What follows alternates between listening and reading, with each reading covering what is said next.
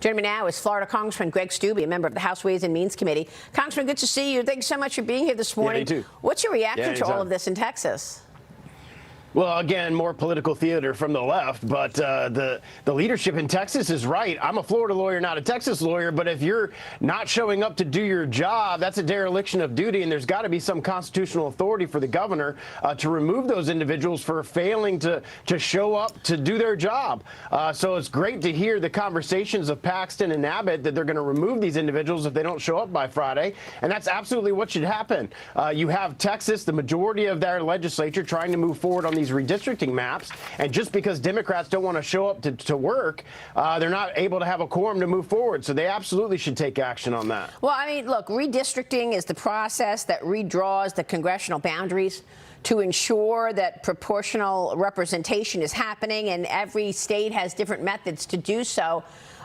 Your thoughts on what they're doing right now in terms of the Democrats not wanting any part of it? Meanwhile, haven't we seen this from Democrats for years, redistricting to try to win elections? Oh, Barack Obama and his former AG had entire political campaigns and political committees to go all across the country in gerrymander districts.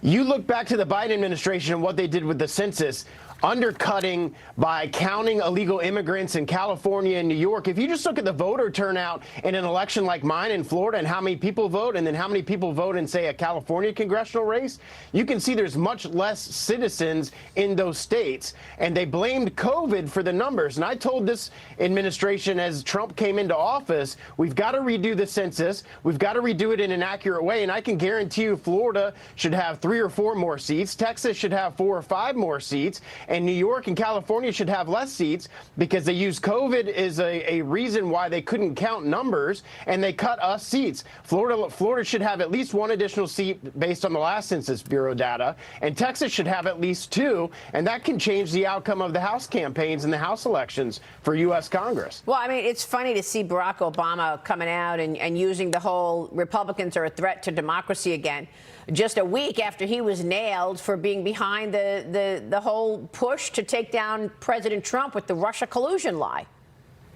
Yeah, this is exactly what Democrats do. They blame others and blame Republicans for what they did. The largest collusion hoax of our nation's history at the highest levels of our government. We now know, thanks to Tulsi Gabbard, that Obama was involved in it. All of the highest level people of his intelligence community were involved in it. And thankfully, DNI Gabbard sent referrals to the DOJ. And I hear that they're moving forward on doing grand jury indictments in all these cases, and they absolutely should. I can't tell you how many people in my district are frustrated because they saw the Russia collusion hoax. They saw that it was all fabricated for years. The mainstream media perpetuated a lie, and there's no justice. Nothing has happened to any of these people that did this to the American people. Yeah, well, John Ratcliffe, the CIA director, told me that the statute of limitations does not apply if it's a conspiracy, and the conspiracy continues because they keep lying about it. But Ashley, I want to get your take on what all of this means in terms of the redistricting for the 2026 midterm elections. Ashley, jump in here. Well, it's very important. And Congressman, I just was looking up how much money, over $1 billion, the National Democrat Redistricting Committee, which Eric Holder ran, which you referenced earlier, that's how much money they were spending on this politically. But going back to your question, Maria, this is super important for the midterms. I mean, if we do get 5 extra seats in Texas, that's going to help the speaker keep his majority. Also, they're talking in Indiana today, but also Democrats are going to do it on the other side in regards to New York, Illinois, California. There are various rules that I don't need to get into now of how you can do that in different states, but it's going to be very important to the midterm elections and to make sure the Republicans are in control. What do you think, Congressman?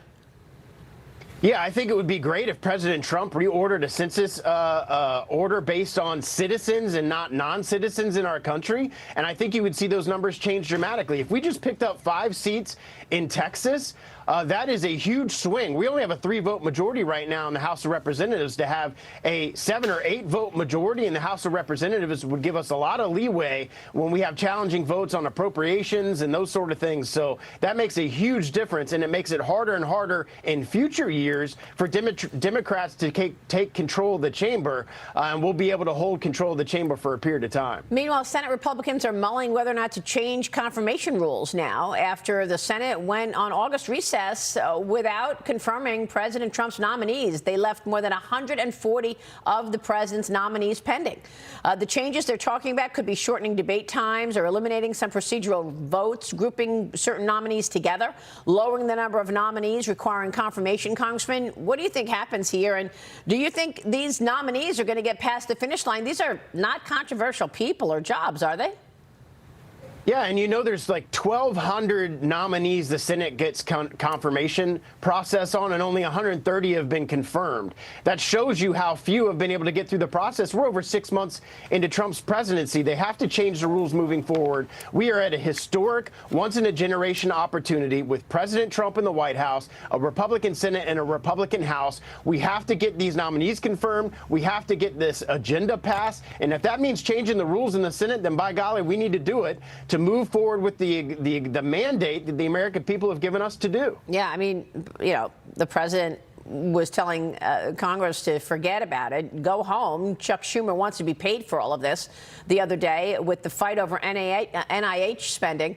Congressman, yesterday you introduced the Securing Academia from Foreign Entanglements Act, known as the SAFE Act, alongside Alaska Senator Dan Sullivan. This addresses the financial contributions made by hostile countries to American universities. And there are a lot. I mean, I think the Qataris are the lead, money in some of these American universities. But China is up there at the top of the list. And what do they want in return after sending money to our universities in America? They want intelligence. They want information of what our different universities are working on from a research perspective. The Chinese Communist Party for far too long has had their fingers all in our higher education institutions to get information, think about patents, think about research, think about scientific information, think about all of these things that they have had their hands on through students and through money going to these different universities. If they give them a bunch of money, the universities return with information to them, and that absolutely has to stop. The Chinese Communist Party is the #1 threat to the national security of the American people. We shouldn't be giving them information from our highest education institutions in America. All right, we will leave it there, Congressman. Great to see you. I assume you're practicing your arm for your next congressional baseball game, since you keep. Yeah, we're trying to get the Savannah Banana. So I did on Twitter. I said, hey, once a year, let's play the Savannah Banana. So I'm calling them out again right now. Let's go. All right, Congressman, we'll be watching. Great. Greg Stubbe in Florida. We'll see you